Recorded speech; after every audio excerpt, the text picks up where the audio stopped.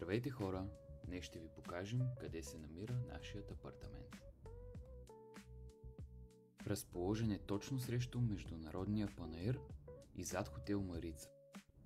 От тук може да видите и тепето над Стария град. Сега тръгваме по моста и засичаме за колко време ще стигнем до капана. След като прекосихме Марица, спираме. До тук ни е отнело 3 минути. На това кръстовище се намираме точно под Небет тепе. И ако желаете, може да започнете вашата обиколка на Стария град от тук.